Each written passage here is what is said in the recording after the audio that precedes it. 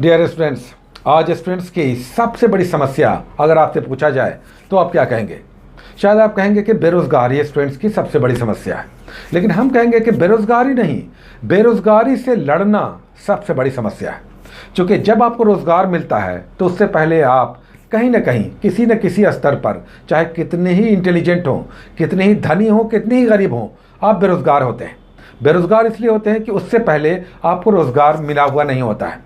लेकिन इस रोज़गार को पाने से पहले जो आपका संघर्ष है, दरअसल ये सबसे बड़ी समस्या है।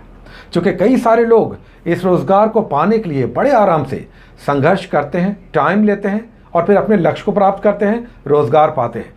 लेकिन ऐसे खुश नसीब सारे स्टूडेंट्स नहीं होते। सारे स्टूडेंट्स इस लक्ष्य को पाने के लिए रोज़गार के इस दौड़ में इतनी आसानी से रोज़गार नहीं पाते, बल्कि इस बीच जो उनका संघर्ष है वो उन्हें बहुत परेशान करता है, उन्हें बहुत ज़्यादा ताने देता है, पीड़ा देता है, परेशानियां देता है। ऐसे ही आज एक स्टूडेंट का फ़ोन आया जो हमारे पेड क्लास में है। उन्होंने कहा कि सर आपसे बात करनी है। हमने कहा बोलिए। उन्होंने कहा कि सर हम एक प्राइवेट जॉब अभी हाल ही में हमने ज्वाइन किया है। इसमें काम तो बहुत है, बहुत ज़्यादा है, बल्कि एवरीडे कोई ना कोई टारगेट है जिसे पूरा करना होता है। लेकिन इस चक्कर में हमारी पढ़ाई नहीं हो रही है, कुछ भी पढ़ाई नहीं हो रही है। सारा समय इस प्राइवेट जॉब में ही निकल जाता है। हालांकि बदले में हमें 15,000 प्लस अभी मिलता है, जो हमारे लिए बड़ी रकम है और इसलिए हम इसे छोड़ नहीं पा रहे हैं, इससे जुड़े हुए हैं। हालांकि एवरीडे हम पीड़ा से गुजर रहे हैं, इसके लक्ष्य को हम नहीं पूरा कर पाते और तब बॉस बहुत सारी गालियाँ भी देता है, मानसिक तनाव से गुजर रहे हैं। सर क्या करें, पढ़ाई बिल्कुल नहीं हो रही। हमने कहा कि आप मैरिड हैं या अनमैरिड हैं? उन्होंने कहा कि सर हमारी शादी नहीं हुई है। हमने कहा कि अगर घर की स्थिति ऐसी है कि घर के लोग सपोर्ट भी कर रहे हैं और आपका काम किसी तरह से चल रहा है तो आप इस नौकरी को छोड़ दीजिए। क्योंकि अगर पढ़ाई नहीं हो पा रही है तब इस नौकरी को करने से कोई फ़ायदा नहीं है। हो सकता है कि टेम्परेली आपको कुछ फाइनेंशियल सपोर्ट मिल रहा हो, लेकिन यह आपका लक्ष्य नहीं है, ये बहुत दिनों तक आप कर नहीं पाएंगे और तब ऐसा ना हो कि टाइम ही निकल जाए और तब आप सर पीटते रहें। हमने कहा कि अगर घर का सपोर्ट है, घर के हालात ऐसे हैं कि अभी कुछ दिनों काम चल सकता है, तो आप इस नौकरी को आप छोड़ दें।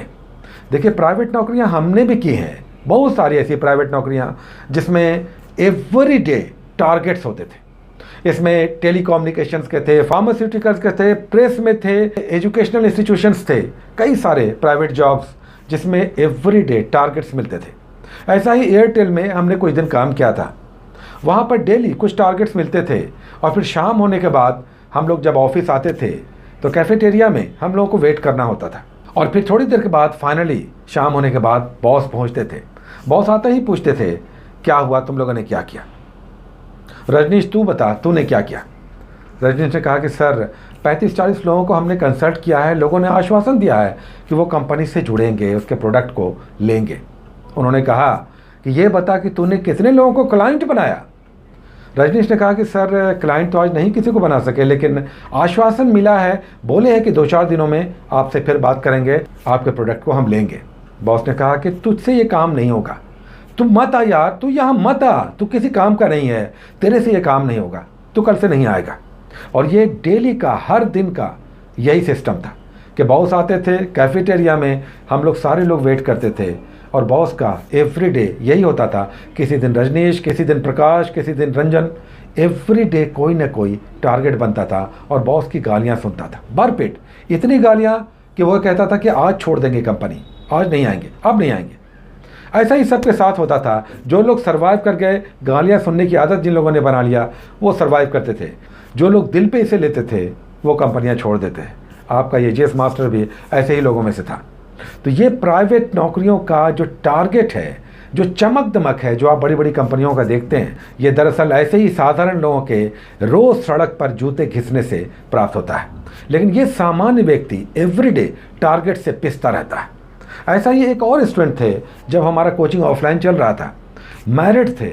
उन्होंने कहा कि सर बीपीएससी को हम परस्यू कर रहे हैं, इसे हम हासिल करना चाहते हैं, हम कर लेंगे सर, हमारा पढ़ने में मन भी लगता है, लेकिन अब एक बच्चा भी है, क्या करें सर, समझ में नहीं आता, एग्ज़ाम सर पे है, क्या करें, नौकरी छोड़ दें। हमने कहा कि देखिए, नौकरी छोड़ना आसान लगता है, लेकिन आप मैरिड हैं तब फिर ये मुश्किल हो जाएगा। एक बच्चा भी है, आपकी वाइफ भी आपको डेली ताने देगी अगर आप उसे कुछ अर्न करके नहीं देंगे, क्योंकि वो तो आप पर ही डिपेंडेंट है। अगर उसकी कुछ आर्थिक नेसेसिटीज़ को आप नहीं पूरा कर पाते हैं तो फिर घर गृहस्थी सही चल नहीं पाएगा। हमारे हिसाब से अगर आप मैनेज कर सकते हैं तो कर्टेल कीजिए, वहाँ के कुछ टारगेट्स या जो टाइम टेबल है उसको कर्टेल कीजिए, लेकिन जॉब मत छोड़िए। तो वहाँ पर तो हमने कहा कि आप जॉब मत छोड़िए, यथासंभव इसे करते हुए अपने लिए स्टडी के टाइम निकालिए। लेकिन इस ख्याल से जो इसने कल हमसे बात किया, उसने कहा कि सर हम अब ये नहीं कर पाएंगे क्योंकि हमें पढ़ाई के लिए टाइम नहीं मिलता। अब यहाँ पर आपसे हमारा बिल्कुल एक सीधा संवाद है। अगर आप में से अधिकतर लोग, हमें लगता है कि बहुत सारे लोग ऐसी स्थितियों से गुजर रहे होंगे, आप नौकरियां तो बिल्कुल ना छोड़ें। वैसे बहुत सारे लोग होंगे जो मैरिड होंगे या जिनकी घर गृहस्थी ही इसी पे चल रही होगी कि वो पार्ट टाइम जॉब कर रहे हैं या फुल टाइम भी जॉब कर रहे हैं, लेकिन कुछ अर्न कर रहे हैं, लेकिन घर गृहस्थी उनकी इसी पे चलती है। तो आप यहाँ पर जज्बाती होकर बिल्कुल अपनी नौकरी को ना छोड़ें। हाँ, उसमें आप रास्ते निकालें, क्योंकि कहते हैं कि जहाँ चाह वहाँ रास्ते निकलते हैं। लेकिन जो अनमैरिड हैं और जो कैपेबल हैं, घर में थोड़ा सा सपोर्ट मिल रहा है और इस नौकरी को छोड़ सकते हैं जो उनके सारे समय को खा जाता है, तब हम कहेंगे कि आप छोड़ दीजिए। और यहाँ पर हम आपको एक बहुत ही सरल उपाय बता रहे हैं।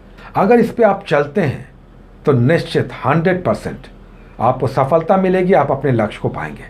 और ये है 1 साल आप अपने लक्ष्य तय कीजिए और उस 365 दिन 1 साल के लिए भूल जाइए सबको, बिल्कुल तपस्वी बन जाइए, ब्रह्मचारी बन जाइए। अपने रूम, अपने टेबल, अपने स्थान को पकड़ लीजिए। 365 दिन काम करके देखिए। इस बीच बहुत कठिनाई आएगी, बहुत कठिनाई आएगी। घर की व्यवस्था आपको बार बार तोड़ेगी। हो सकता है घर में लोग बीमार पड़ जाएं, हो सकता है आपके माता पिता आपकी आर्थिक मदद के लिए आंख लगाए बैठे हों।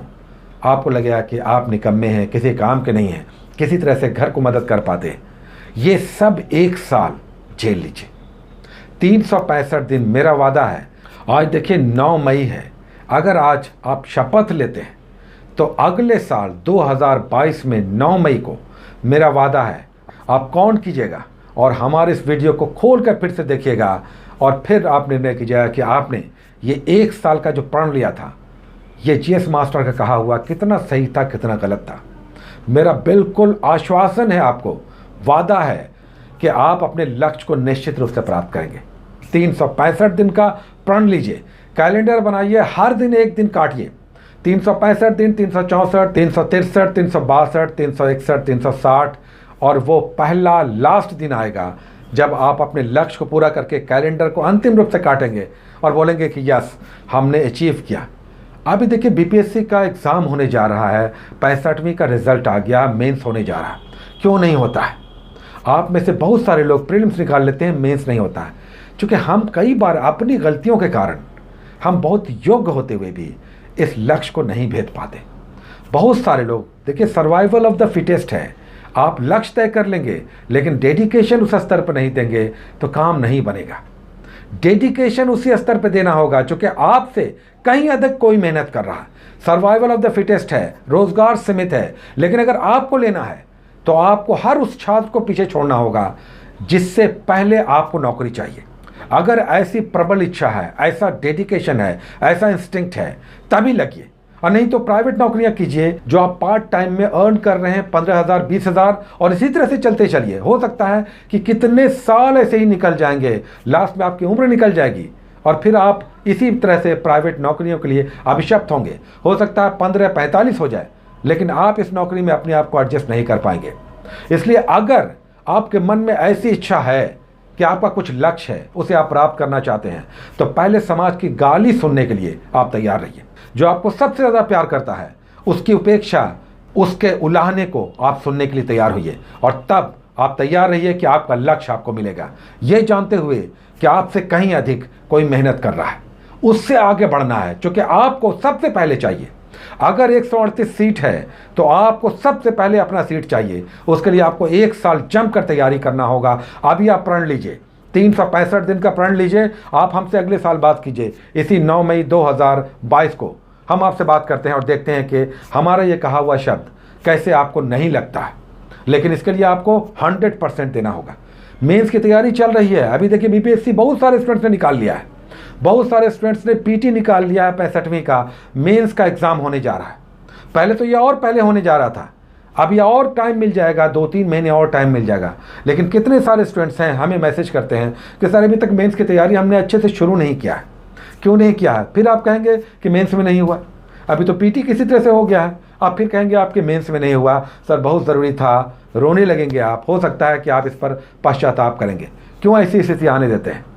मेंस निकालने के लिए सबसे बड़ी जो ज़रूरत है वो है आपका बार बार लिखना, दिन भर लिखना, इतना लिखना कि आपका हाथ दुख जाए। दिन भर आपको बैठ कर लिखना है। आप दिन भर पढ़ते रहिए, कुछ नहीं होने वाला है।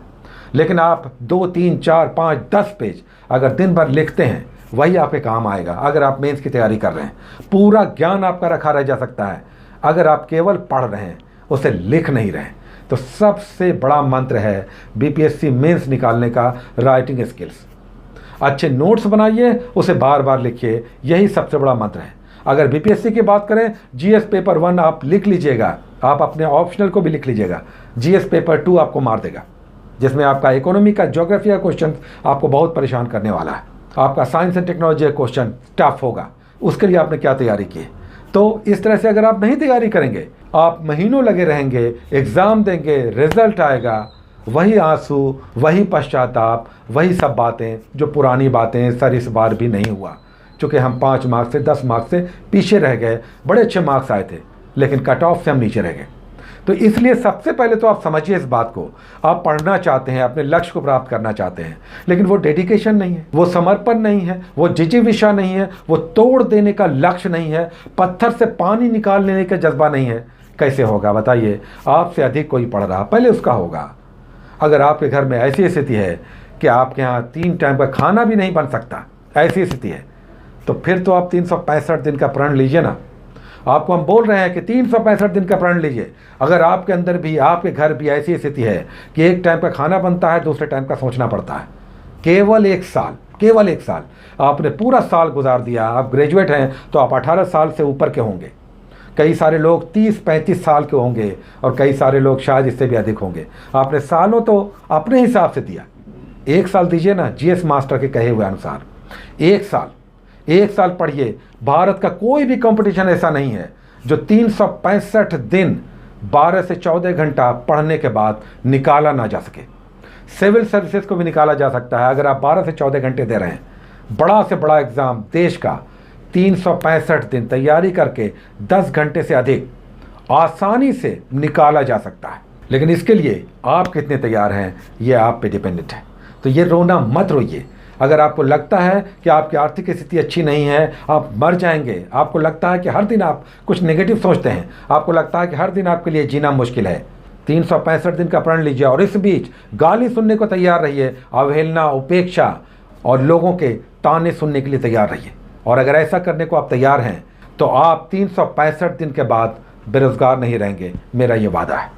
2 महीने के बाद एसआई का एग्ज़ाम होगा, 3 महीने के बाद सीडीपीओ का एग्ज़ाम होगा, 4-5 महीनों के बाद बीपीएससी का एग्ज़ाम होगा। इस बीच और भी कई सारे एग्ज़ाम होंगे। आपको बस इन 3-4-5 महीनों में अपना सबसे बेस्ट देना है। 10 घंटे, 12 घंटे सारा स्टडी का टाइम, सारा टाइम स्टडी पे झोंक दीजिए। आपका पीटी निकलेगा, उसका मेंस में लगिए, 4-5 महीने फिर मिलते हैं, इस 4-5 महीने और लगाइए। मेंस निकल गया, इंटरव्यू आपका पर्सनैलिटी है। इंटरव्यू में आपके पर्सनैलिटी के आधार पर आपकी मार्किंग बनेगी, आपका रिजल्ट आएगा। चूँकि इस साल भर में जो आप पढ़ते हैं, जो आप जुझारूपन दिखाते हैं, वही इंटरव्यू में भी निकल कर आता है। उसके बाद आपका रिजल्ट नहीं आएगा, ये मानने वाली बात नहीं है। Take care.